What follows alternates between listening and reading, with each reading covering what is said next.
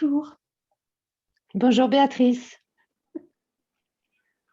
Je, je vais commencer cette interview par la première question qui est quel est ton nom et où est-ce que tu te trouves en ce moment? Alors, je m'appelle Vanda Duvivier et là maintenant, je suis dans mon cabinet de thérapie qui se trouve à Sainte-Anne. Alors, Sainte-Anne en Guadeloupe, pas Sainte-Anne l'hôpital, Sainte-Anne en Guadeloupe, voilà, où je réside.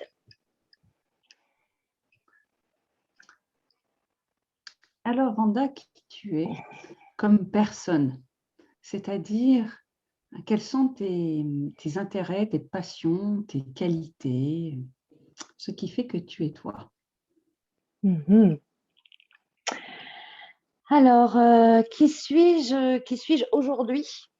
Parce que tu me poserais la question, tu me l'aurais posée il y a 10 ans ou tu me la poseras dans 10 ans, la réponse aura, j'espère, bougé, aura, j'espère, évolué. Donc aujourd'hui, qui je suis une femme de 46 ans, gestalt thérapeute. Je pratique depuis plus de 8 ans. Je suis dans ma 9e année de pratique ici en Guadeloupe. J'habite la Guadeloupe depuis 22 ans, au départ par hasard et puis très rapidement par cœur et avec un amour profond pour les Guadeloupéens et la Guadeloupe. Voilà, je suis maman de 2 filles qui ont 20 ans et 17 ans, donc 2 jeunes femmes même. Voilà, je vis avec François depuis 25 ans, 26 ans maintenant. Voilà, mes centres d'intérêt depuis une dizaine d'années, c'est principalement la gestalt. La gestalt, l'accompagnement, la participation au collectif. Je pense que ça peut me définir. Je suis quelqu'un qui a beaucoup d'intérêt pour le bien commun, pour le collectif. J'ai toujours été en association, aussi bien enfant avec mes parents que depuis 20-25 ans. J'ai fait partie d'associations, qu'elles soient sportives, musicales, politiques, sociales. Aujourd'hui, je suis membre de 3 associations. Voilà, ça aussi, ça peut me définir.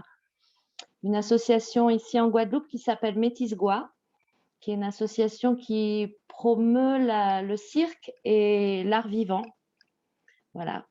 Donc, ça, c'est passionnant. J'aime beaucoup les arts, j'aime beaucoup le spectacle vivant et particulièrement le cirque contemporain. Donc là, je suis vraiment background, hein, je ne suis pas du tout circassienne, mais plus dans la gestion, dans l'administration. Voilà. Je suis secrétaire, un peu de paille, un peu de papier de cette association, mais membre très soutenante. Je suis également bénévole sur une ligne d'écoute qui s'appelle Voix Arc-en-Ciel, qui a été créée ici en Guadeloupe il y a 1 an et demi. Et nous avons une ligne téléphonique 24/24, 7 sur 7, qui est destinée aux populations LGBTQ+, et à leurs familles, à leurs proches. Voilà, donc nous partageons, nous sommes une quinzaine de bénévoles à nous partager la ligne, et puis nous intervenons autant que possible dans les lieux publics, dans les médias, pour notamment lutter contre l'homophobie et la transphobie. Voilà, et puis ouvrir les mentalités, ouvrir les esprits, faire du vivre ensemble. Voilà. Et puis enfin, la dernière association dont je suis membre s'appelle Kumbit Femmes Caraïbes. Alors Kumbit, c'est un mot haïtien qui veut dire collectif, justement, et Femmes Caraïbes, ce sont les femmes des Caraïbes. Et donc cette association qui a été créée il y a un petit peu plus d'1 an maintenant réunit uniquement des femmes de Guadeloupe, de Martinique. On ouvre aussi à Haïti. Nous avons des membres qui sont également en métropole. Et ce sont des femmes au profil différent, mais avec une implication dans la vie sociale et politique, non. Il n'y a pas de politicienne là que j'y réfléchis. Mais voilà, des femmes qui ont envie là aussi, et de promouvoir les femmes et de s'inscrire dans leur défense. Voilà, donc depuis un an, on a réalisé différentes actions. Alors, avec le Covid, hein, évidemment, donc plutôt des actions vidéo, un webinaire sur des questions. Alors, on a fait un webinaire qui était passionnant, que je vous recommande, qui s'appelle Déconstruisons le mythe du potomitan. Donc, le potomitan étant une figure féminine des Antilles. Voilà, et puis nous avons une première saison sur la lutte contre les violences envers les femmes et les filles. Donc voilà aussi dans mes centres d'intérêt. Ça, c'est très important, la militance et l'engagement pour tous. Voilà. Voilà ce qui me définit. Après, je fais un petit peu de sport, je fais un petit peu de plein air. J'aime beaucoup être maman.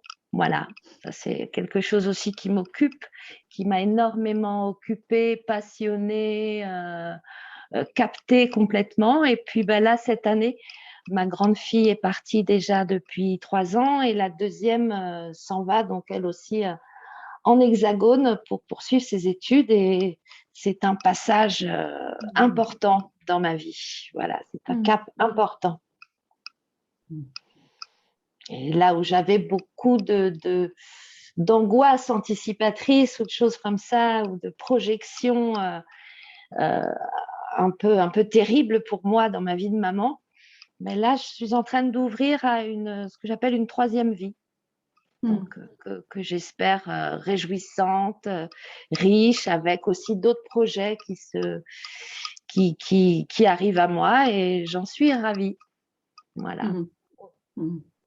Voilà, qu'est-ce que me définit encore? J'aime beaucoup apprendre. J'amuse beaucoup mes amis qui me disent: tu es encore en formation? Voilà, cette année, je suis un DU en sexologie. Voilà, parce que j'aime ça. Et donc, l'examen aura lieu en octobre et je suis déjà en train de me dire: bon, et après? Et la prochaine, c'est quoi? Voilà. Et tes qualités, tu dis beaucoup tes intérêts. Et tes qualités, c'est quoi? Je pense que c'est l'engagement, le sens de l'engagement. Voilà, je suis quelqu'un qui aime être en tout pleine dans cet engagement, j'accepte avec beaucoup de simplicité ce que ça veut dire d'être engagé. Ça veut dire aussi les contraintes qui s'y rattachent, les disponibilités qui sont nécessaires, la présence, la curiosité, voilà. Donc, mes qualités, je vais dire celle-ci, avec aussi une qualité que j'aime tout particulièrement et que j'espère sera reconnue, c'est la fidélité. Voilà, je suis quelqu'un de très fidèle. Et puis j'aime beaucoup rire. Voilà, je crois que ça aussi, c'est une grande qualité. Et plus on la partage, mieux c'est. J'aime beaucoup rire, j'aime beaucoup m'amuser, faire de la rencontre, voilà.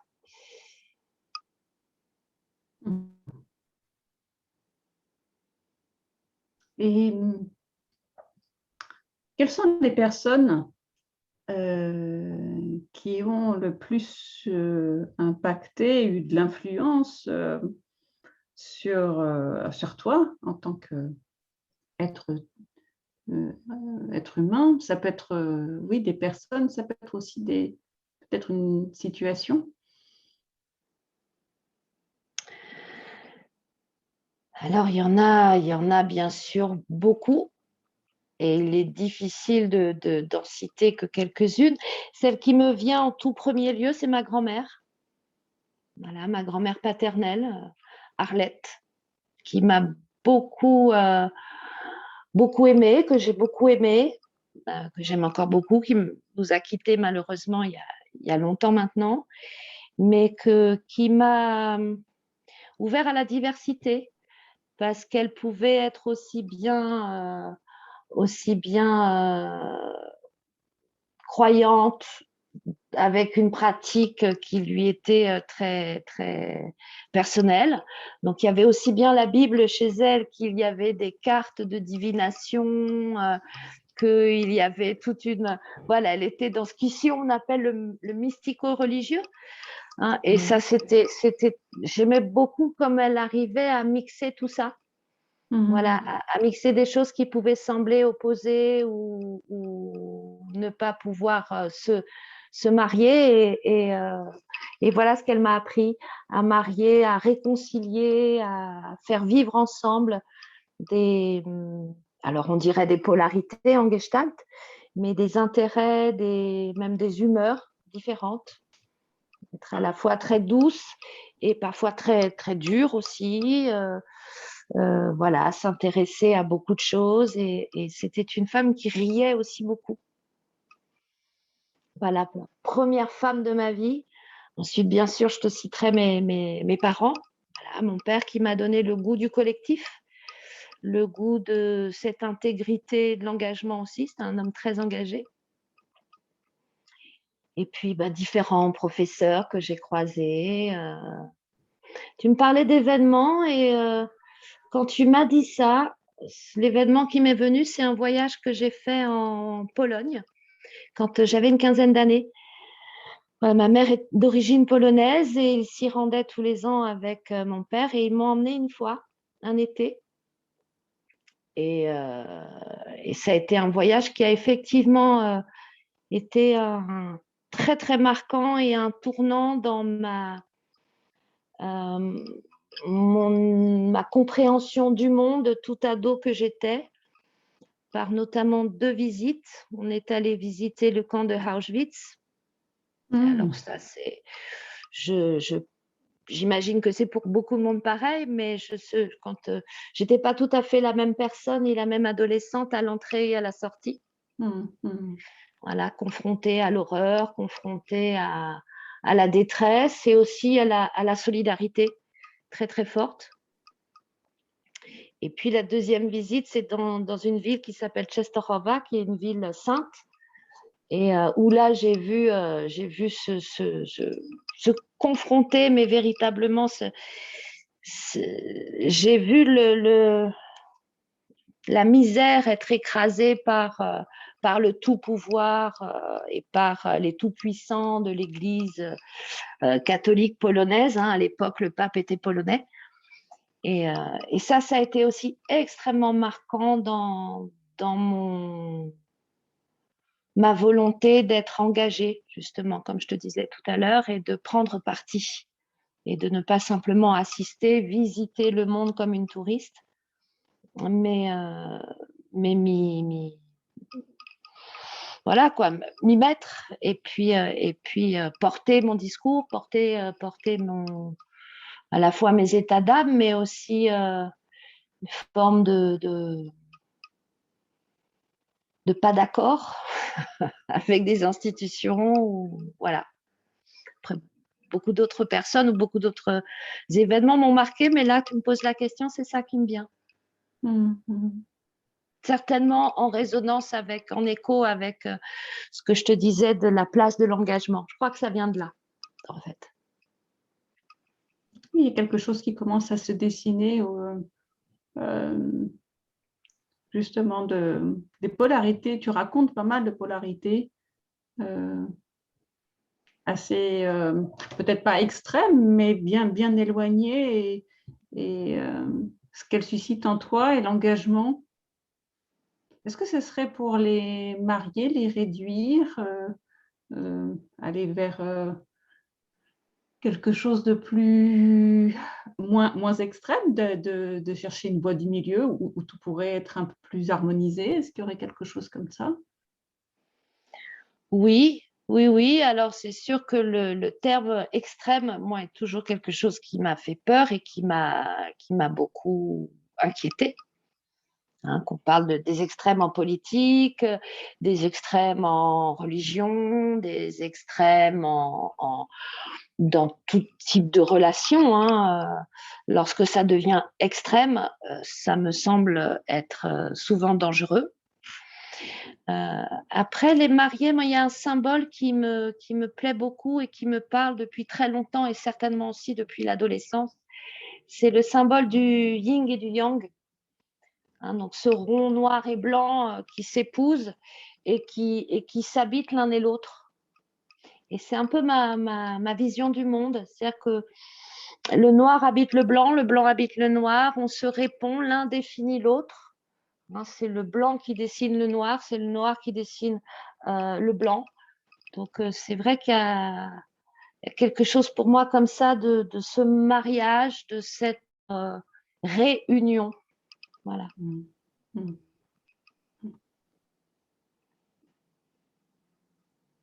Et quel est ton rapport au pouvoir et au privilège? Alors, j'avais entendu cette question dans les précédentes interviews. Et il se trouve qu'ici, en Guadeloupe, les mots pouvoir et privilège résonnent de manière très particulière, puisqu'on a une histoire avec un grand H, où le pouvoir des uns sur les autres, des populations opprimées et des dominants, a été fondamentale, est encore aujourd'hui sous une forme très très différente, bien entendu, mais encore très présente. Donc, et le terme de privilège aussi. Notamment là, on l'entend depuis un an ou deux, je crois, cette formule qui parle du privilège blanc. Bon, mais ici en Guadeloupe, c'est une formule qu'on connaît depuis sans doute alors, moi, j'y habite depuis 22 ans, mais depuis plusieurs siècles. Donc, ce sont des notions qui sont extrêmement... comment te dire, tu vois, j'utilise le mot extrêmement, et là, du coup, c'est qui peuvent être très durs, qui disent des choses très dures, qui font scission. Et donc, mon rapport propre au pouvoir, ça dépend si dans ce mot-là, tu parles du mot, le pouvoir, avoir le pouvoir avec ce que ça peut être de terrifiant, parfois même de fanatique, que ce que ça peut avoir d'écrasant. Ou si tu parles du verbe pouvoir, le pouvoir être, pouvoir faire, je crois que c'est aussi ce que nous cherchons en tant que gestaltistes à déployer chez nos clients. C'est leur puissance, c'est leur pouvoir, leur saint pouvoir. Donc, ça peut être très ambigu ce mot-là. Donc, je crois que c'est capital le pouvoir. C'est incontournable. Et c'est aussi très délicat, et il faut avoir une attention toute particulière sur pourquoi on l'exerce, comment on l'exerce et envers quoi ou envers qui. Donc, je crois que c'est une question que tu as vraiment raison de poser, parce qu'elle n'a rien de futile, elle n'a rien de léger.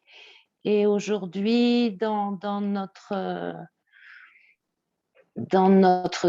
organisation mondiale, on voit bien comme ça nous divise. Ces questions de pouvoir. Voilà. Quant au privilège, là aussi, c'est cette même ambiguïté. Voilà, du privilège qui sépare, du privilège qui en écrase certains aussi, qui peut anéantir, qui peut fermer les portes. Tu penses aussi, voilà, là tu me dis ça, je pense à ces populations qui sont en migration, qui cherchent à échapper à des pouvoirs dictatoriaux absolument insupportables, dramatiques, et qui vont vers des terres, semble-t-il, plus privilégiées, et qui pour autant n'y trouvent pas une place aussi simplement que ça. Voilà, donc ce sont des questions, et je suis contente que l'Hexagone s'en empare aussi. Je sais que c'est voilà, je dis, moi qui vis en pays noir, c'est des questions qui sont très présentes et depuis longtemps. et qui vont organiser, orchestrer la position de chacun et les relations. Et comment tu vis ton genre? Mon genre. Alors, je suis absolument, simplement et très clairement pour moi une femme. Depuis, je crois que je me sens clairement et de manière très heureuse une femme depuis longtemps. La question du genre, alors là aussi, je me réjouis de cette jeunesse qui s'en empare. J'aime beaucoup toutes les questions qui sont soulevées aujourd'hui autour du genre et de la déconstruction du genre et de l'ouverture à ces genres plus. Hein, comme je te dis, donc je suis dans cette association, dans cette ligne d'écoute LGBT+, mais déjà très intéressée par ça.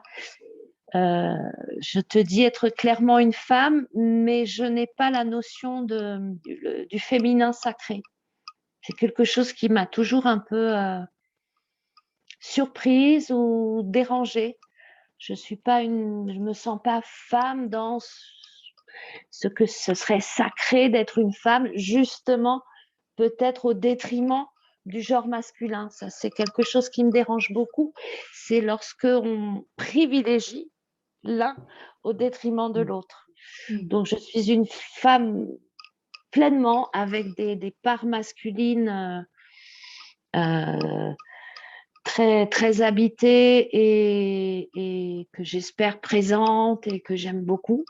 Après, je ne saurais pas dire ce qui est masculin, féminin. Mais oui, c'était la question que j'allais te poser, c'est qu'est-ce que tu attribues au féminin? Qu'est-ce que dans ta représentation, dans ton expérience, qu'est-ce que tu attribues au masculin? Quand tu dis je me suis toujours sentie une femme,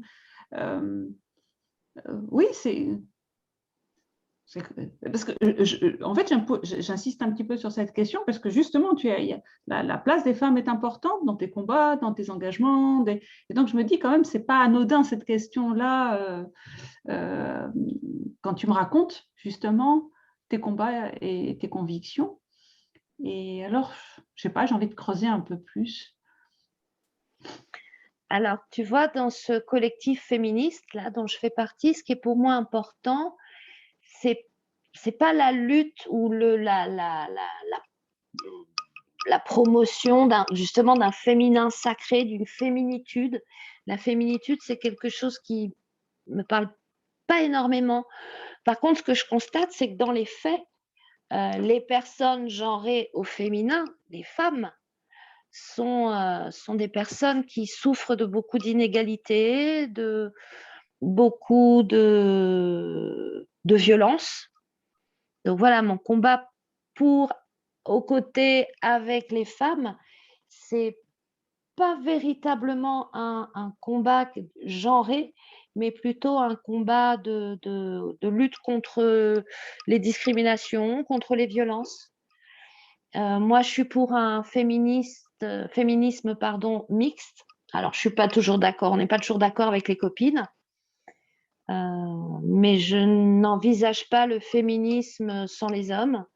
Je n'envisage pas d'être une femme sans les hommes. Le troisième genre tu vois, me donne cette curiosité, cet enthousiasme. Le troisième genre ou troisième, quatrième, cinquième, que ce soit ouvert. Voilà, l'ouverture. Après, femme, c'est un mot. Hein, qu'est-ce que ça définit pour moi? En quoi je suis heureuse d'être une femme? J'essaye de pas trop m'embrouiller. Je suis heureuse d'être une femme parce que j'ai donné naissance. Tu vois, je te disais que la vie de maman était très importante. Et ça, j'ai voulu donner naissance depuis l'âge de 12-13 ans. Je me rappelle attendre impatiemment d'être enceinte. Je trouvais ce truc, mais fascinant, fabuleux, de fabriquer un petit être au cœur de son corps, voilà, dans ses entrailles. Je trouvais ça incroyable. Donc, voilà pourquoi je me réjouis, par exemple, d'être une femme. Voilà. Après, les hommes, les femmes, c'est un peu toujours dans ce principe du yin et du yang. Je crois que les opposés n'ont pas beaucoup de sens.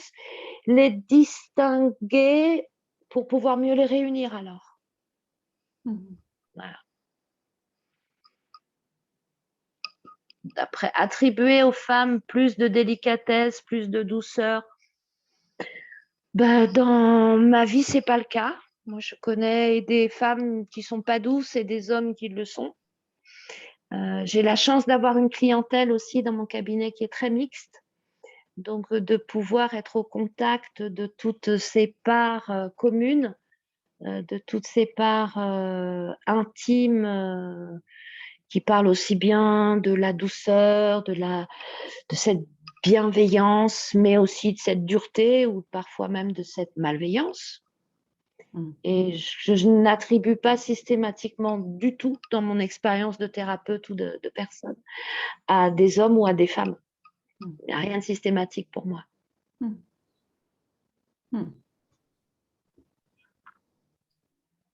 Comment tu vis ton âge? Très bien. Donc 46 ans. Très bien. J'ai commencé à avoir des cheveux blancs, j'avais l'âge de 15 ans. J'ai commencé à avoir le visage marqué par les rides, ici, là, comme ça, pareil, très tôt. Très tôt, on m'a souvent donné plus d'âge que ce que j'avais. À 18 ans, on m'en donnait 25 facilement. À 25, on m'en donnait 30. Alors, ça pouvait parfois être vexant, et puis en fait, pas du tout. Et moi, j'ai le projet de vivre très vieille. J'ai vraiment envie, j'ai envie de vivre très vieille parce que la vie me fascine, parce que même très vieille, j'aurais pas le temps de tout faire. Donc, je me suis mis une date, j'ai demandé une date. Je veux vivre jusqu'à au moins 88 ans. Okay. Tu vois, donc, voilà. Donc, 46, j'ai pas encore fini, il me reste encore beaucoup. Et j'aime beaucoup fêter mon anniversaire. C'est quelque chose que j'aime. Te dire que j'aime vieillir, on pourrait me dire, Vanda, t'exagères un petit peu, ou tu dis ça comme ça. Bon. En tout cas, j'aime avoir de l'âge, j'aime vivre chaque année plus encore. Et puis aussi, par rapport à mon âge, je trouve que 46 ans, c'est plutôt sympa. C'est ni jeune ni vieux, on pourrait dire. Et pourtant, j'ai des enfants qui rentrent dans l'âge adulte. Alors ça aussi, ça me réjouit beaucoup. De ne pas être vieille et avoir des enfants presque adultes. Donc, voilà, j'aime beaucoup mon âge. Je me dis que je suis plutôt pas mal pour mon âge, tu vois, ça m'arrive aussi. De me dire ça, puis d'autres jours, je me dis, oh là là. C'est très fluide, tout ça. Mais j'aime en tout cas prendre de l'âge, ça c'est sûr. Je ne suis pas dans la terreur de ça. Tout à l'heure, je t'ai demandé quelle situation avait eu une influence sur toi. Enfin, c'était des personnes et des situations. Mais là, j'ai envie de te demander quelle situation, quel événement de vie t'a vraiment construite, a contribué à transformer, à faire l'être que tu es, l'être humain que tu es aujourd'hui, que tu es encore, que... C'est difficile cette question parce que tu demandes de choisir un événement. Non, tu peux prendre un ensemble d'événements aussi, et puis c'est vraiment, voilà, c'est quelque chose qui a eu un impact sur toi. Et si oui, comment ça a eu un impact sur toi?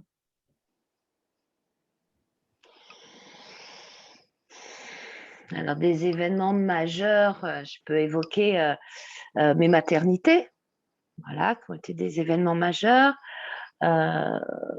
Certains deuils aussi, tu vois, dans la polarité toujours, qui ont été très importants pour moi et qui ont été des déclencheurs, qui ont été des points de départ, des deuils qui ont été en fait des points de départ. Des rencontres. C'est difficile ta question parce que beaucoup de choses me viennent, mais chaque événement tout aussi fort. Tu vois, par exemple, voilà, mon arrivée en Guadeloupe. Mon arrivée en Guadeloupe, elle m'a mise dans la position d'être l'autre. Donc, je suis originaire de France, de région parisienne, où bah, j'étais chez moi, on va dire. J'étais chez moi, j'étais là où la famille était, etc. Et tout en étant déjà à l'époque, je me rappelle, en primaire, il y avait Touche pas mon pote. On avait tous là les badges comme Les ça, petits là, avec badges, ouais. voilà, Touche pas mon pote, un peu toutes les couleurs. Donc, j'étais avec tout un tas de copains, de copines et la famille aussi dans ces mouvements-là de lutte contre le racisme. Et oui, et on y va, et on va manifester, et on fait des choses, etc. Et quand je suis arrivée en Guadeloupe et que je me suis retrouvée être l'autre, être l'étrangère, celle qui n'a pas la couleur, celle qui n'a pas le physique, ça a été un tournant dans ma vie.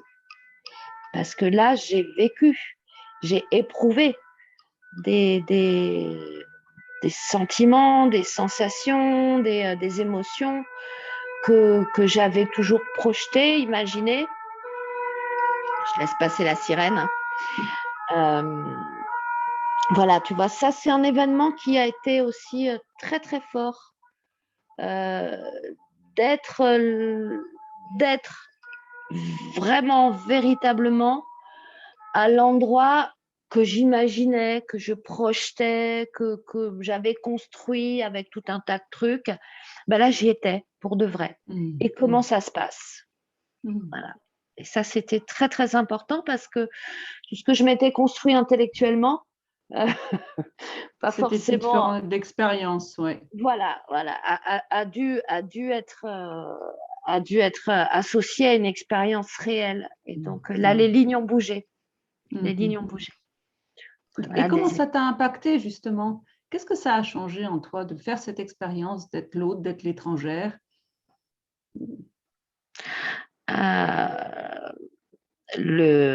Là, ce qui émerge tout de suite, c'est l'humilité.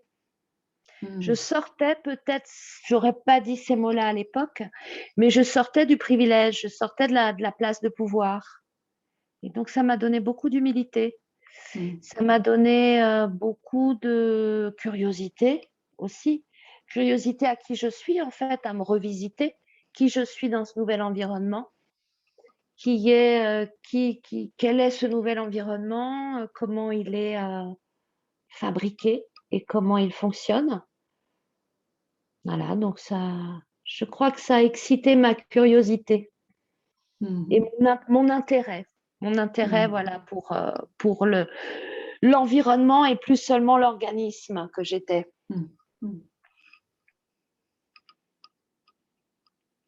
Je reviens un petit peu sur tes valeurs parce que je t'ai demandé tes qualités, tes passions, mais alors,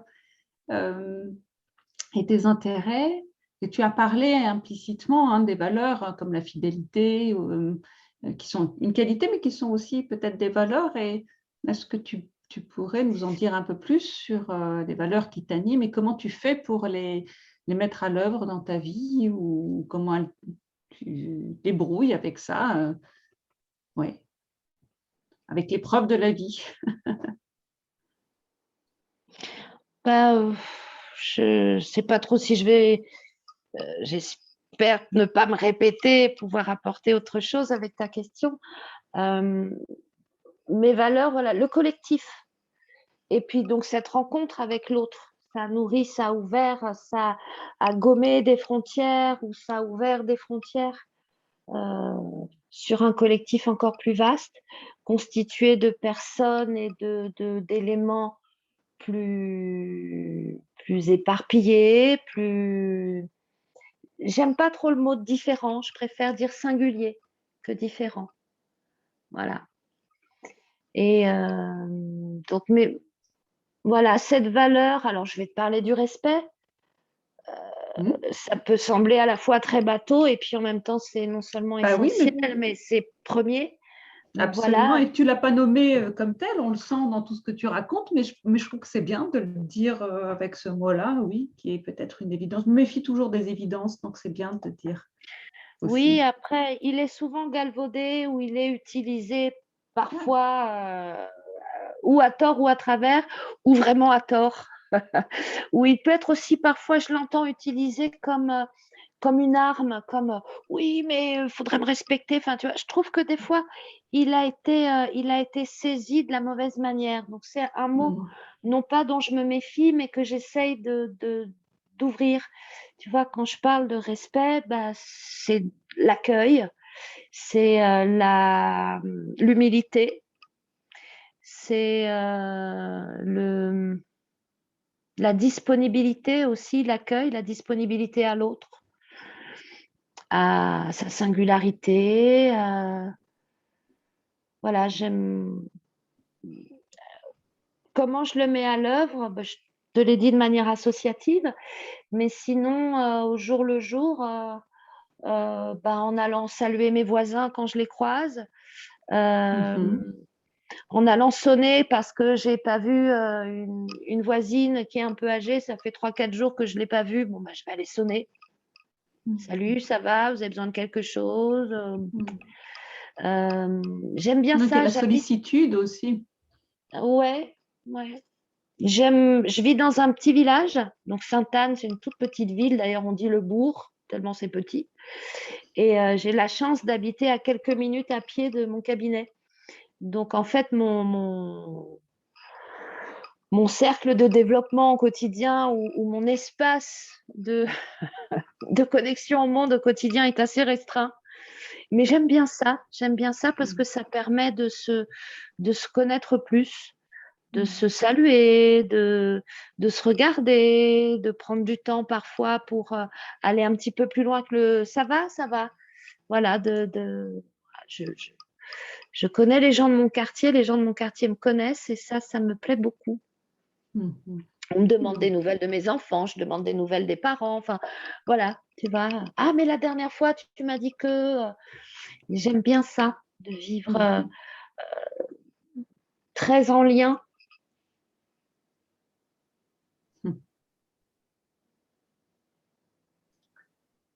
Et alors, comment tu es venue à la Gestalt thérapie? Alors, la gestalt thérapie, j'y suis venue de simple manière, c'est-à-dire que j'ai d'abord fait moi une thérapie avec une gestaltiste de Guadeloupe,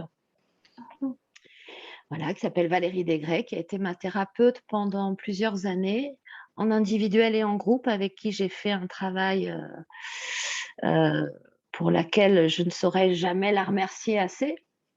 Voilà, donc j'ai beaucoup de gratitude pour elle. Et en fait, j'ai été la voir, c'est une amie qui elle-même était et gestaltiste aussi, qui m'a donné ses coordonnées. Et donc, on a travaillé ensemble pendant une année. D'abord, euh, il y a eu un stage qui a été organisé en Martinique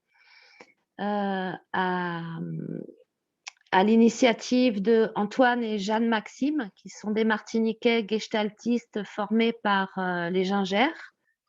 Donc, ils sont des gestaltistes de longue date en Guadeloupe, en Martinique, pardon.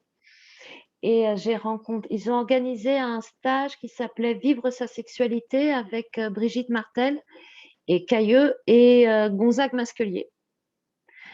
Donc, j'ai d'abord une première rencontre avec ma thérapeute, mais je ne voyais pas très bien Gestalt, pas Gestalt. Moi, j'avais surtout une demande urgente de thérapie.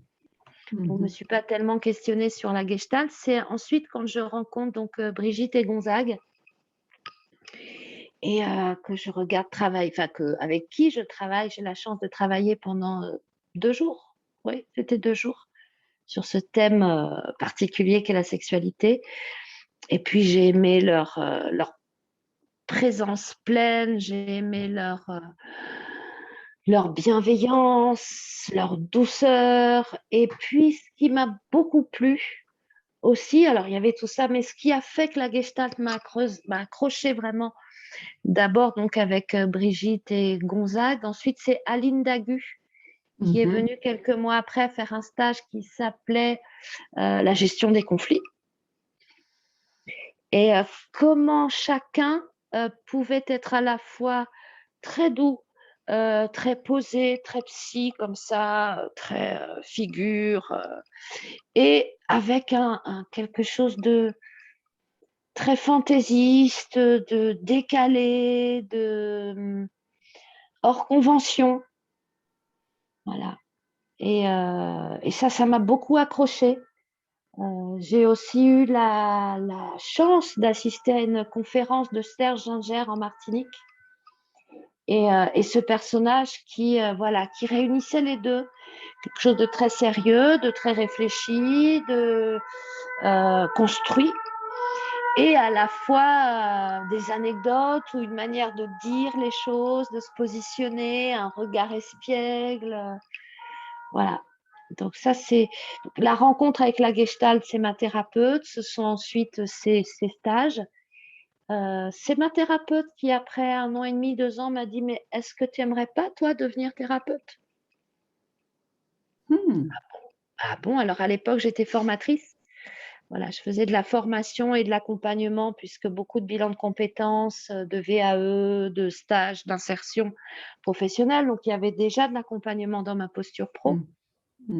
Et puis voilà, et puis elle m'a fait cette invitation que, au départ, j'étais très surprise. Et puis bah, j'avais rencontré Brigitte, j'avais rencontré Gonzague, j'ai commencé à les regarder. J'ai appelé le PG, j'ai eu à l'époque Isabelle Temperville, le Push. Donc à l'époque, c'était Temperville, voilà, le Push, avec qui est resté avec moi 1 heure et demie au téléphone. Et ça, c'est pareil, ça a été pour moi très surprenant. Et j'étais très touchée de cette attention, de cette disponibilité, de cet accueil. Donc la Gestalt, c'est ça. Ce qui m'a fait venir, c'est à la fois cet accueil, cette disponibilité, et cette place pour le décalage, cette place pour, on dit le grain de folie, ou quelque chose qui soit un peu hors, pas si grave ou solennel que ça. Voilà. Donc j'ai fait mon premier cycle en Martinique. J'ai eu la chance de le faire en Martinique. Ça, c'était très, très, très, très chouette, parce que nous n'étions une promo que d'Antillais.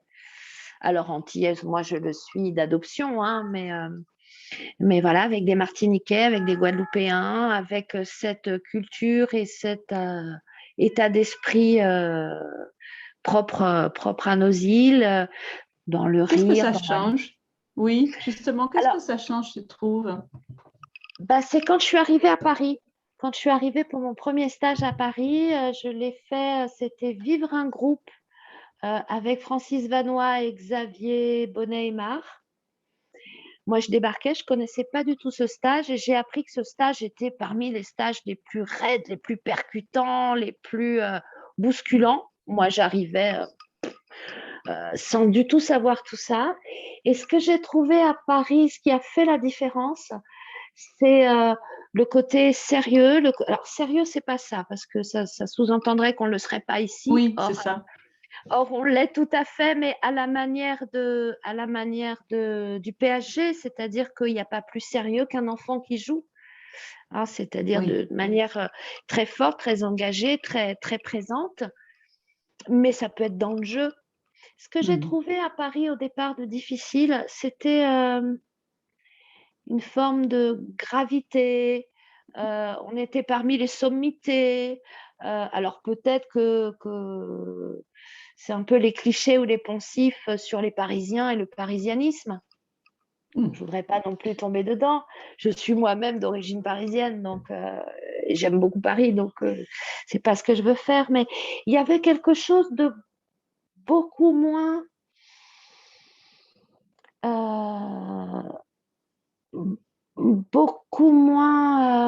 convivial.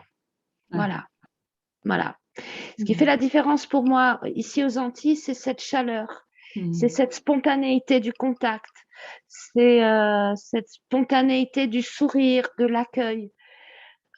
J'ai toujours été très bien reçue à Paris ou à Rennes, où j'ai fait ma FAP, ou au Hameau de l'Étoile, enfin. Mais Voilà, ce qui pour moi fait la différence, c'est ça.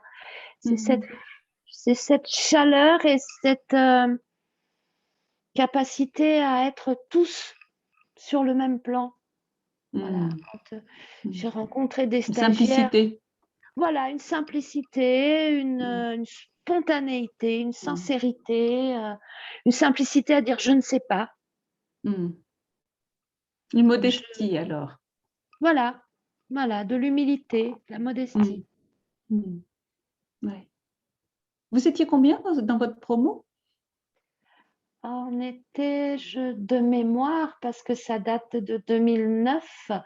2009, oui, 2008, 2009, on était, je dirais une douzaine, Oui, quand même. quinzaine, Ouais. Ouais. quinzaine, ouais. Ouais.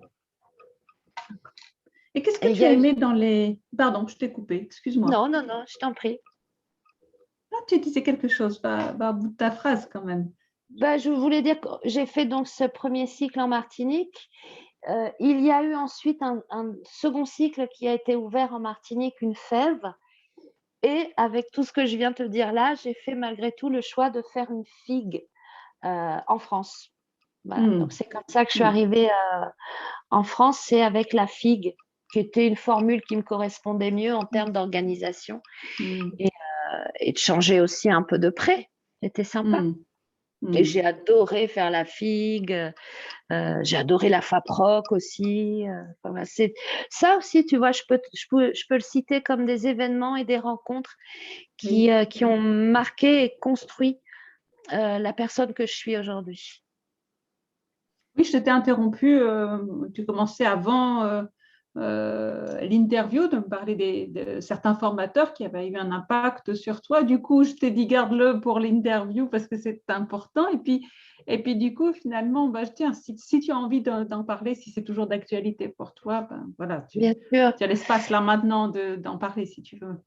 bien sûr. Alors, dans Oui, parce que comme je te disais, c'est difficile de citer quelques personnes. Oui, Hein. oui. Donc, je suis restée sur une sphère plus intime, mais en Gestalt, les rencontres extraordinaires, les rencontres magnifiques au sens propre du terme, c'est-à-dire qui m'ont grandi, qui m'ont donné à aller dans le meilleur de moi-même, je l'espère, c'est Claudia Gollet, Brigitte Martel, Cailleux, Hmm. André Divine, Yves Plu, Eva Lechner. Voilà, des gens qui ont été des formateurs qui m'ont révolutionné, c'est-à-dire qui m'ont fait faire plusieurs tours sur moi-même et aider à regarder de toutes parts qui j'étais et qui m'inspirent beaucoup, énormément, qui sont des personnes voilà, que je cite quand on m'en parle. Je dis, ben voilà, moi j'ai la chance d'avoir quelques mentors, comme on dit. Et mes mentors, ben, c'est Claudia, c'est André, c'est Brigitte, que je ne vois pas depuis très longtemps et qui me manque aussi beaucoup, que j'espère revoir Hmm. très vite. Hmm. Voilà, tu vois, ben, je peux te citer quelque chose aussi qui a été très fort. Lorsque je me préparais à passer donc Brigitte, je la rencontre d'abord en mars. Excuse-moi, il y avait un appel. Ça a mis en Oui, sourdine. c'était ça. Donc, tu Euh, disais, alors il faut que tu reprennes un petit peu au début parce que du coup, ça a été un petit peu haché pour nous.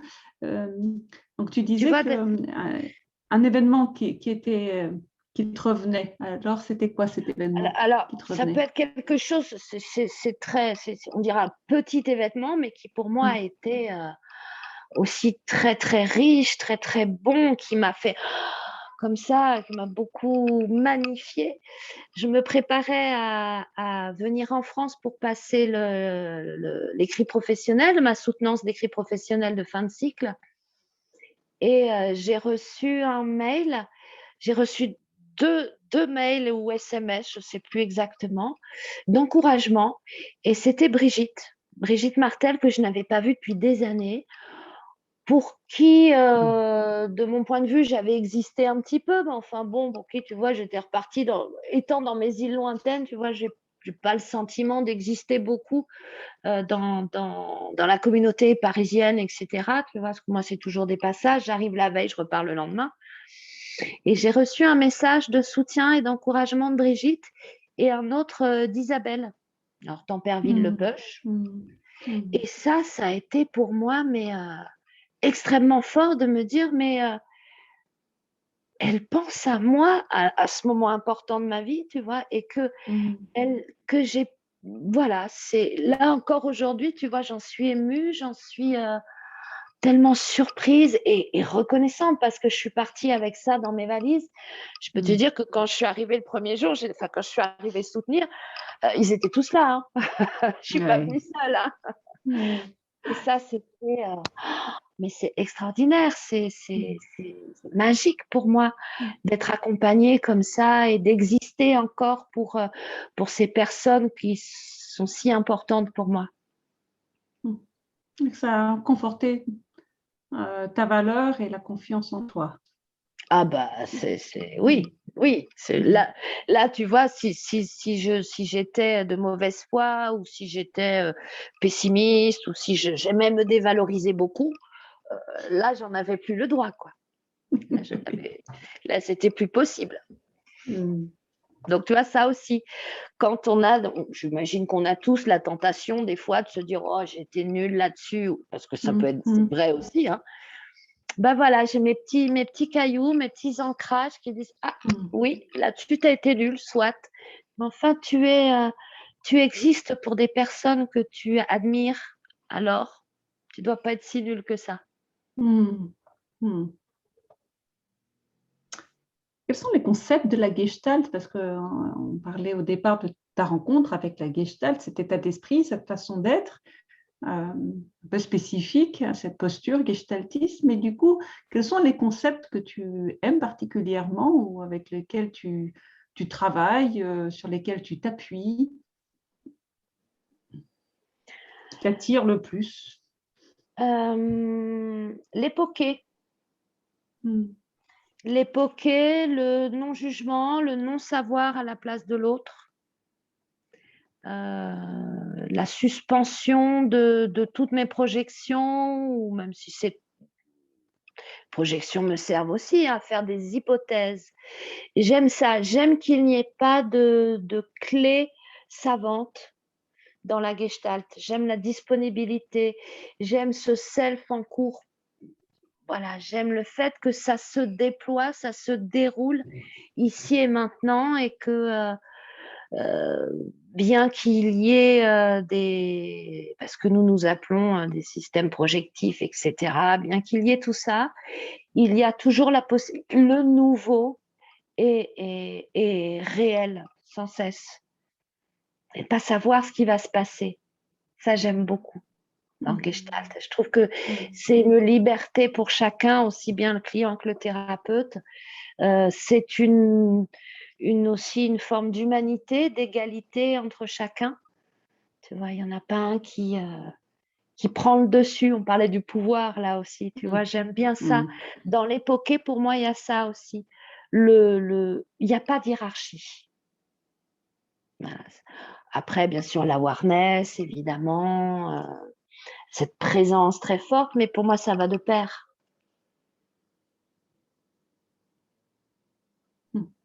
Voilà, cet accueil, c'est pour moi fondamentalement gestaltiste. Et ça fait la différence avec d'autres pratiques.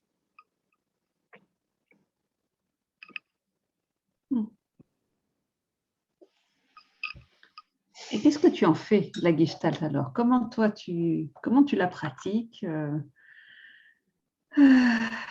Oui. Dans ce petit cabinet, déjà. Voilà, je reçois... Alors là, je vais te faire une réponse un peu pratico-pratique. Oui. Je reçois des adolescents à partir de 13 ans, des adultes, des couples. J'ai également animé un groupe mensuel pendant 2 ans. Et c'était, quelle expérience, c'était super. C'était quelque chose, voilà, là aussi, de l'ordre de se être ensemble. Ça, j'ai adoré ça. Ce groupe qui se retrouve tous les mois dans cette intimité qui lui est propre et exclusive. Voilà, j'aimais l'exclusivité aussi du groupe, que nous n'existions qu'ensemble. Voilà, et j'aime ça. Tu vois, tu me demandes, peut-être ça peut répondre en partie là à ta question. Comment je pratique j'aime cet exclusivement ensemble. J'aime qu'on soit dans le cabinet, qui est un peu un laboratoire aussi du reste du monde, de l'extérieur, mais j'aime qu'il n'y ait que nous. Voilà, le client et moi, avec tous ceux qui l'accompagnent, tous ceux et celles qui m'accompagnent, soit. Mais là, nous sommes exclusivement, uniquement ensemble et dans ce point de contact, à cette frontière. Et ça c'est très, très vivant, vivifiant pour moi, très vivant, très, voilà, ça donne beaucoup d'excitation, de respiration. Voilà.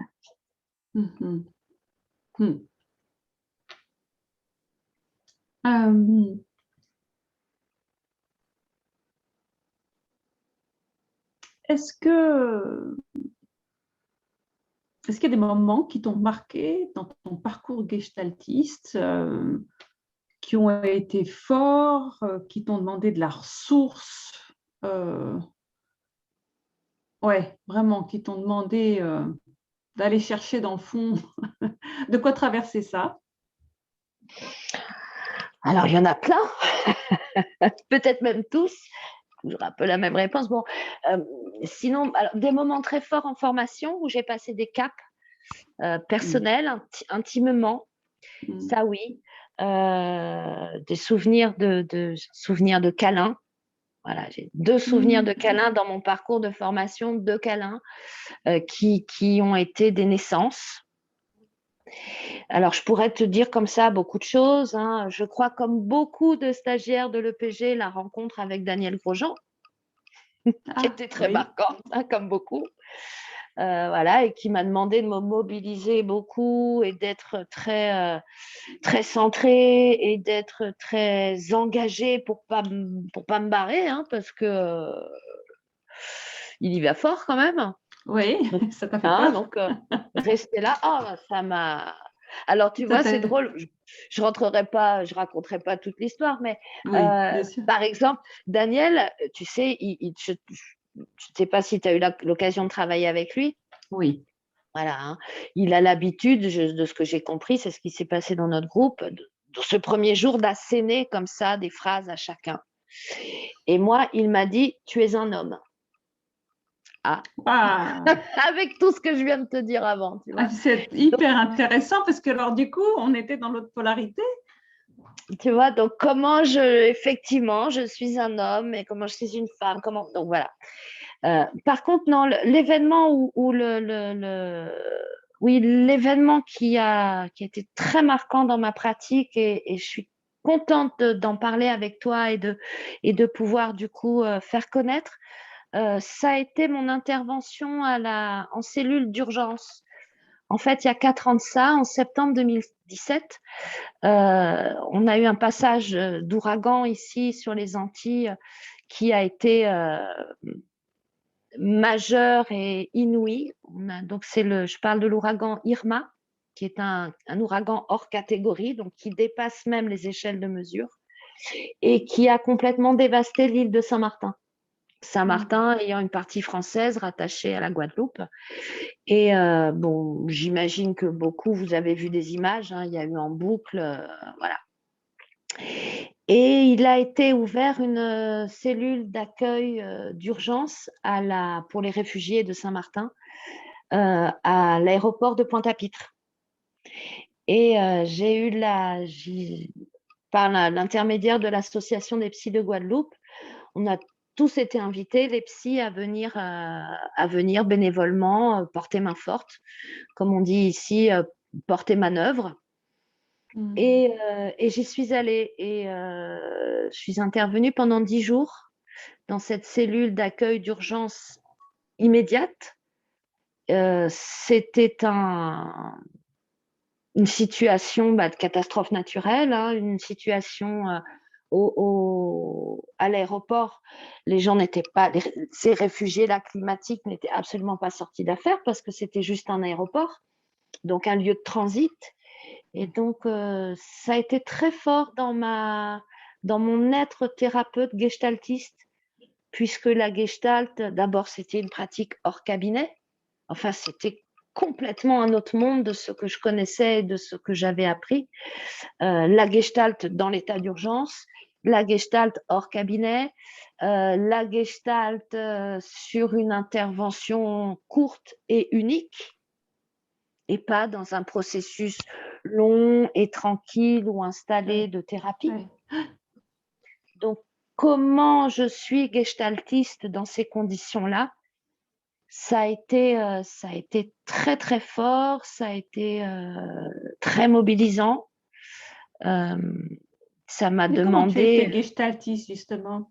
Comment tu es gestaltiste? Tu vois, parce que tu le poses comme la question que tu te posais à l'intérieur, mais maintenant que tu as passé l'expérience, finalement, moi, je suis curieuse de voir comment ça a été quoi d'être gestaltiste dans ces circonstances exceptionnelles, en étant dans une forme d'improvisation, ne comptant que sur ton fond, sur ce que tu avais appris. Qu'est-ce qui a émergé de toi à ce moment-là? Qu'est-ce que tu as pu voir de toi et de la gestalt? Ce qui a vraiment été fait absolument figure, c'était la présence. Et je crois que c'est là que j'ai compris vraiment, et là encore par l'éprouvé, ce que c'était que d'être présent, ce que ça voulait dire. Tu vois, ce mot-là que je rencontrais depuis des années de formation, puisque donc je démarre ma formation en 2008. Là, on est en 2017.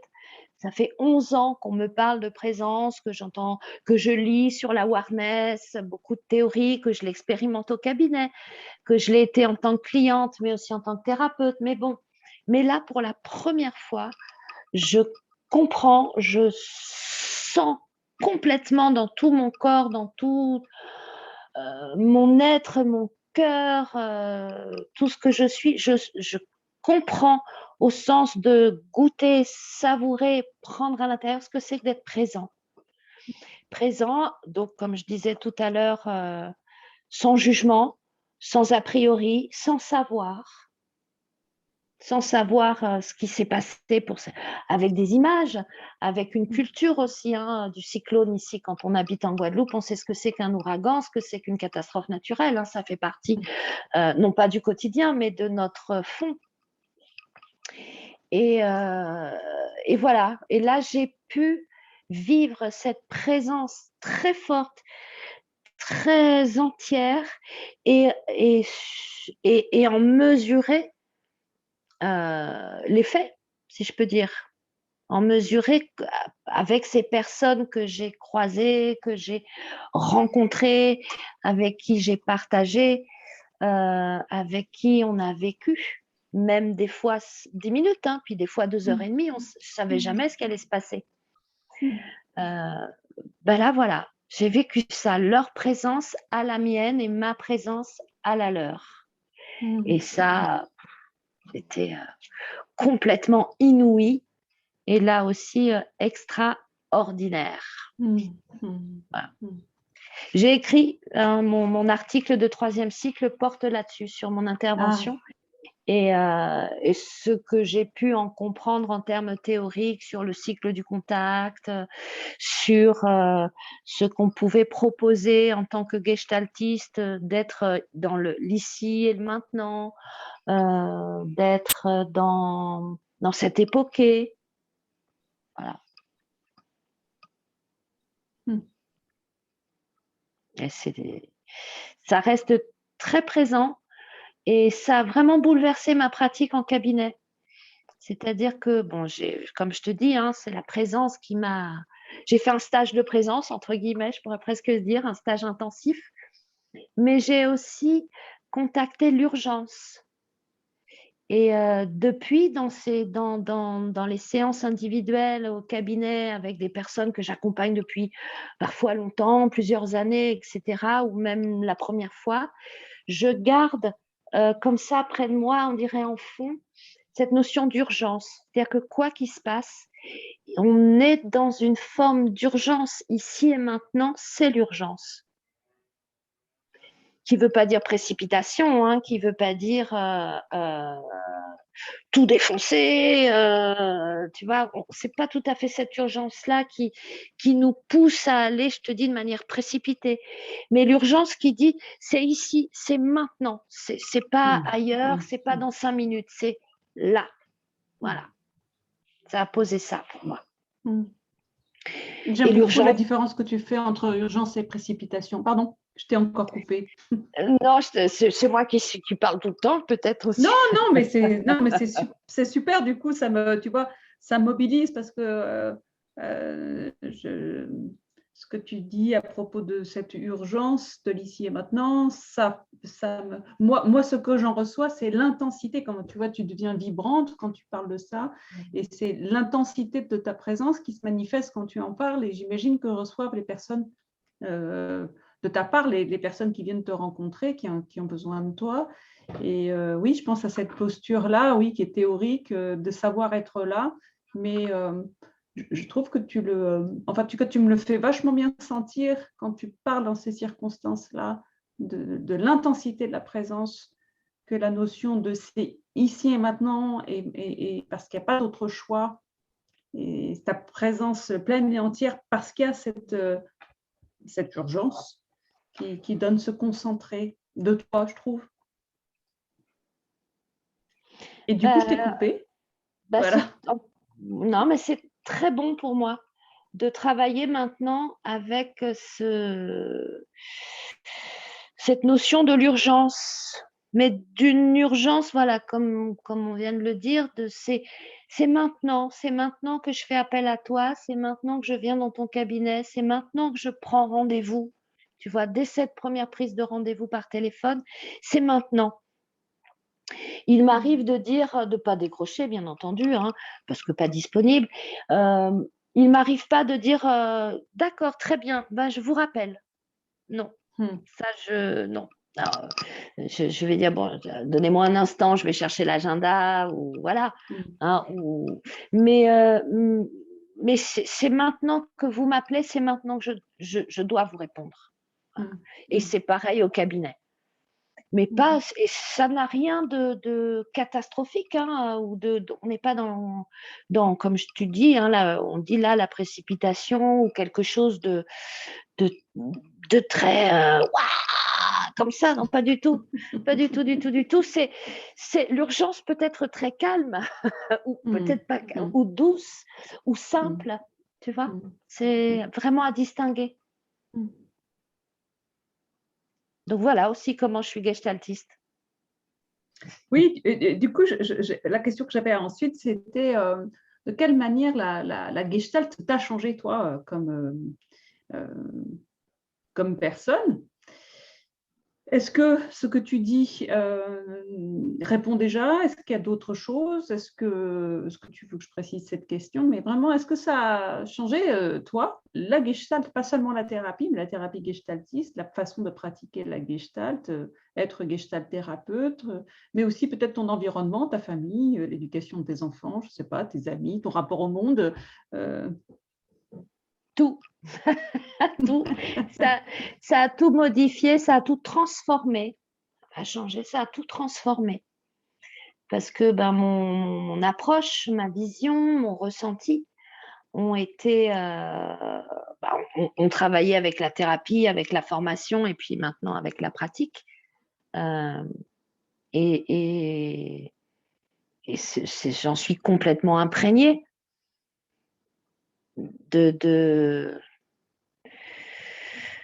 Alors, tu disais hein, peut-être la famille ou les amis ou voilà, hein, mon compagnon, je l'ai déjà entendu dire il y a quelques années, mais c'est plus la même ou quelque chose comme ça, tu vois, ou comment ma pratique gestaltiste a transformé notre vie de famille avec cette notion, bah voilà, d'urgence, cette notion de présence, cette notion d'accueil très fort.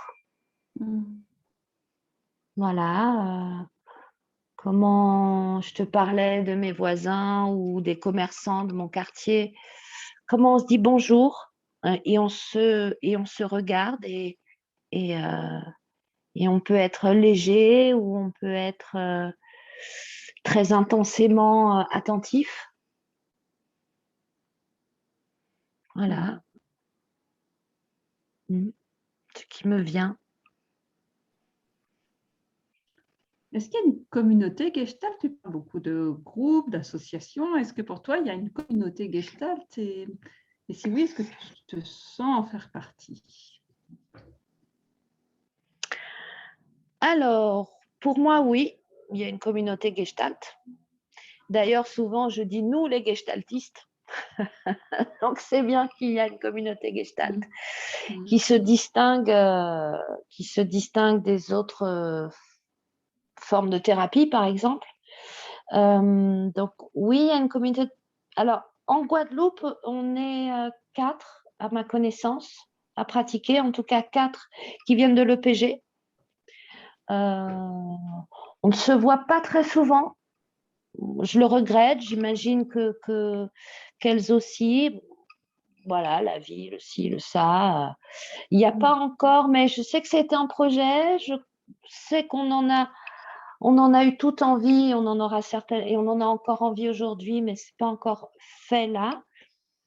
La communauté Guadeloupe, bah, tu vois, la communauté, gestaltiste, je la vois exister par exemple avec votre initiative Humans of Gestalt. Pour moi, c'est ça aussi, la communauté gestaltiste. Et vous en êtes une très, très belle illustration. Et je trouve que c'est magnifique ce que vous faites. J'en profite pour te le dire et le dire à tes collègues. Mes collègues, ouais. Ah ouais, je vous remercie infiniment de ce que vous faites parce que c'est fantastique de nous réunir, c'est merveilleux de nous mettre comme ça en écoute, en écho, en curiosité, encore une fois. Je trouve ça génial. Je trouve ça vraiment, vraiment génial. Je n'ai pas une suffisamment bonne maîtrise de l'anglais, de l'italien et de l'espagnol pour les suivre pleinement. Du russe, du tchèque maintenant, du portugais. Vous n'avez pas fait de traduction et peut-être que c'est très bien comme ça, ne pas mettre de sous-titres. Je pense que ça n'irait pas. Mais j'ai écouté des interviews en italien ou en anglais en sachant que je n'allais pas comprendre les mots, mais que j'allais comprendre des intentions ou une ambiance. Et c'était génial. Donc, la communauté gestaltiste, pour moi, elle existe aussi avec vous. C'est super. Bon, ben super, je leur dirai. Ah ouais. Et tu vois, là aussi, alors, je réponds en même temps, est-ce que j'en fais partie de cette communauté gestaltiste? Bon, bah là, après, apparemment, oui.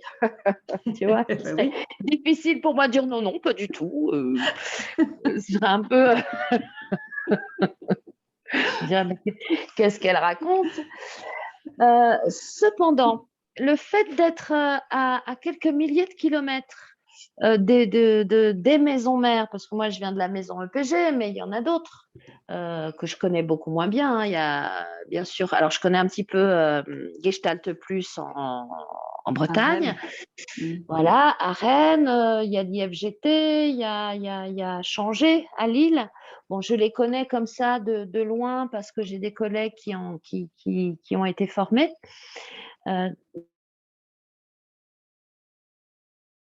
Mais j'en suis loin. C'est-à-dire que ce que j'ai... Allô? Oui, Allô? tu as eu un petit appel.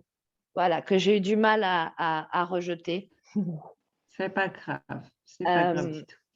Donc, tu vois, quand j'ai fait mes second et troisième cycles en France, donc c'était à Paris, à Rennes, et puis les quelques déplacements au hameau de l'Étoile, etc. J'ai beaucoup aimé ensuite rentrer en Guadeloupe et laisser ces milliers de kilomètres entre nous, entre les institutions, entre les écoles, entre les groupes. Parce que comme je te disais, ce que j'ai vécu en Martinique en premier cycle et ce que j'ai vécu ensuite en second cycle, il m'a fallu m'adapter. C'était pas cette même, on parlait tout à l'heure de simplicité ou ce même mode de relation, de contact. Et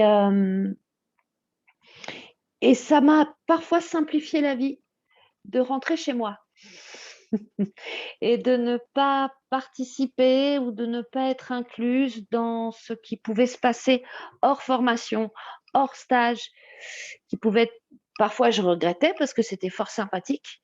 Et puis d'autres fois, il y avait de la polémique, il y avait des désaccords, il y avait des choses comme ça. Et je dois t'avouer que j'étais bien contente d'en être éloignée. Oui, oui. De cette part-là de la communauté, tu vois, parce que la Ouais. communauté, c'est plein de choses. Et il y a Ouais. aussi des endroits de la communauté qui sont des endroits de désaccord ou des endroits de conflit. Tu vois, j'étais à l'EPG pendant les passations là, de direction. Je suis arrivée, c'était Gonzague, le directeur. Aujourd'hui, c'est Elisabetta, je crois. Hein, et avec un passage par Isabelle. Enfin, j'ai aimé être loin de ça. Voilà. J'ai aimé être loin de ces conflits apparents, parce que je peux même pas dire, en fait, j'en étais tellement loin que, ou parmi d'autres, tu vois, là, j'en cite, mais c'est pas, voilà. Donc, communauté, oui, et pouvoir rentrer, sortir.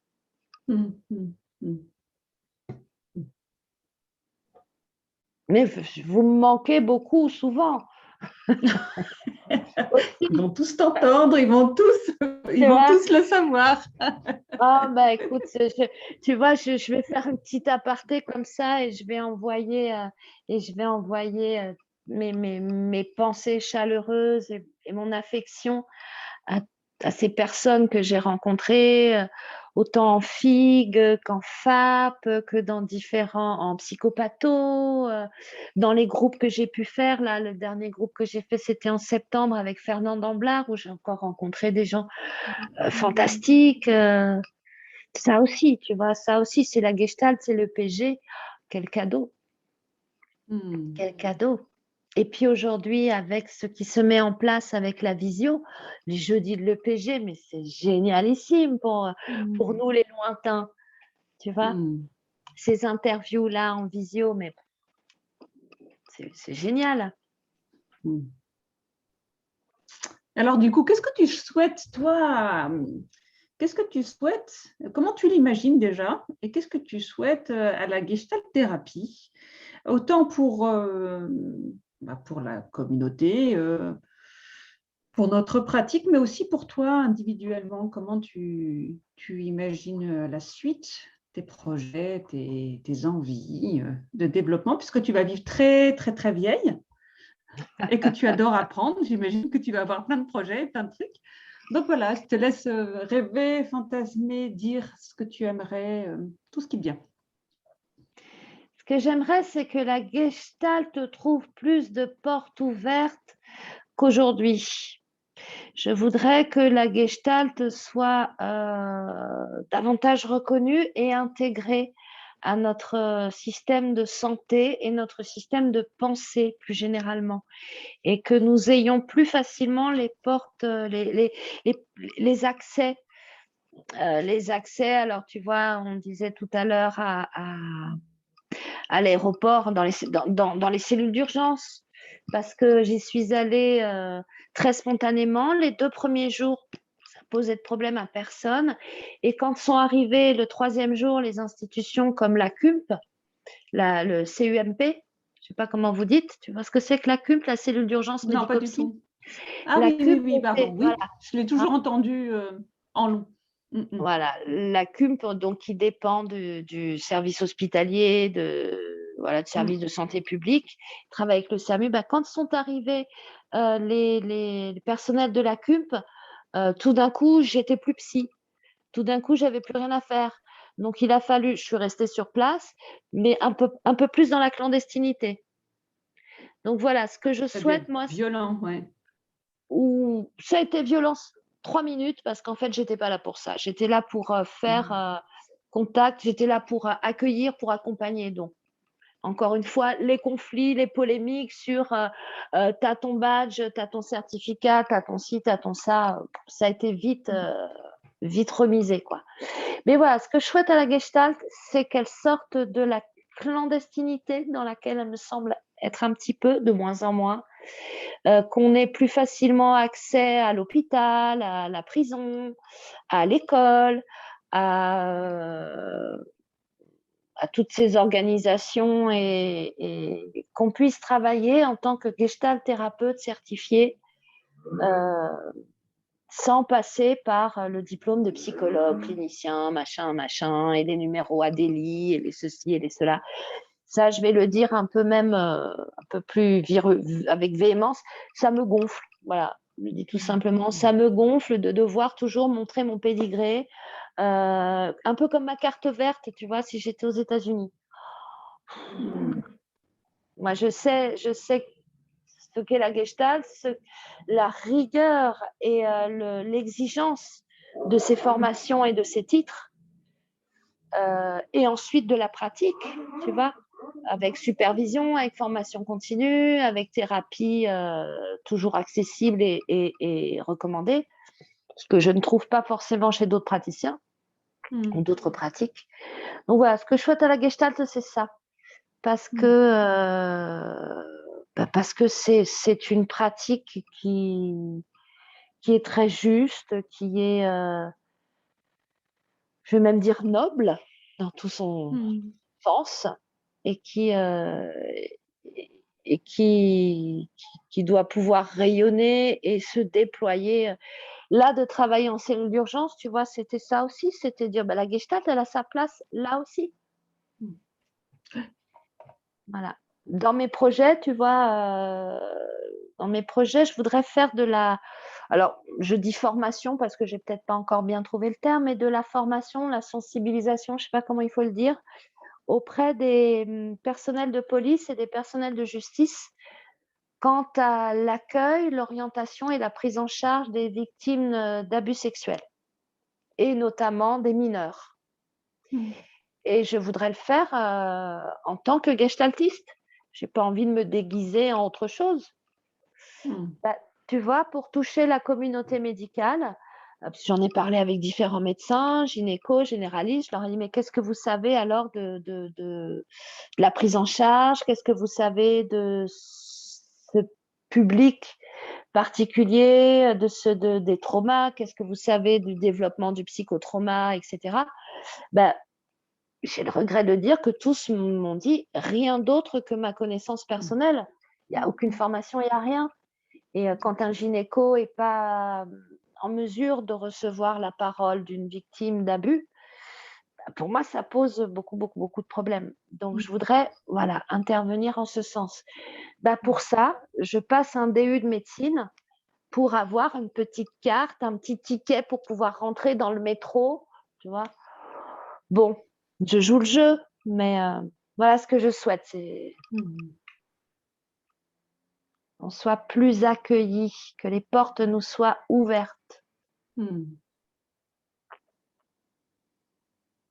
crois que je suis arrivée au bout des questions que j'avais à te poser. Je suis en train de réfléchir. Pendant que je réfléchis, si j'en ai éventuellement oublié une, est-ce qu'il y en a une que je n'ai pas posée, à laquelle tu aurais aimé répondre? Est-ce qu'il y a quelque chose que tu as envie de rajouter, qui te vient maintenant, après tout cet entretien? C'est des choses qu'on a dit au début, que tu veux enrichir ou… Ce que je ressens là tout de suite, c'est… je n'avais jamais ressenti aussi fortement, mais de faire partie de la communauté. Tu vois, voilà. Ce que jusqu'à présent, jusqu'à notre rencontre, là, cet échange, je n'avais pas senti aussi fortement, et j'en suis très contente, touchée et très heureuse. Voilà. C'est super. Écoute, je suis très heureuse de t'avoir rencontré parce qu'on ne se connaissait pas. Pardon, tu voulais dire quelque chose? C'est encore coupé. Non, j'allais renouveler mes remerciements à Humans of Gestalt, à votre initiative que je trouve génial. Voilà. Mais j'ai envie de le dire, je le pensais, mais le dire aussi. Je trouve que c'est génial, votre ouverture et que vous veniez à nous comme ça. Parce que moi, tu m'as contacté par mail, on ne se connaissait pas, comme tu viens de le dire. Et Ben oui. c'est génial. C'est Ouais. super. Moi, j'adore aussi, j'adore rencontrer, grâce à cette initiative de Heather et Camilla à l'origine. Bon, on est plusieurs maintenant. Oui, je suis très, très contente de rencontrer des personnes que je n'aurais jamais rencontrées par ailleurs. Et effectivement, pour moi, ça change aussi parce que je suis aussi, moi, je travaille par vidéoconférence au fin fond de ma campagne française, mais de me relier comme ça par la visio et de me rendre compte de la diversité, de la richesse des personnalités qui exercent avec la Gestalt, et puis la diversité des pratiques, des cultures, et comme tu le disais, à travers le monde. C'est extraordinaire de voir qu'il n'y a pas aussi une Gestalt, que c'est une théorie et une pratique vivante, mouvante, sans cesse enrichie par des expériences humaines, par des praticiens qui sont là avec leurs clients, avec leurs formateurs, et que voilà, on est vivant, on se pose des questions, on a des doutes, on a des conflits, on a des choses à améliorer, on a des désirs, on a des souhaits, mais on est un organisme vivant. Voilà, c'est ce que je me disais, tu vois, en t'écoutant, et combien le tout est plus que la somme des parties que nous formons tous. Bon, mais écoute, je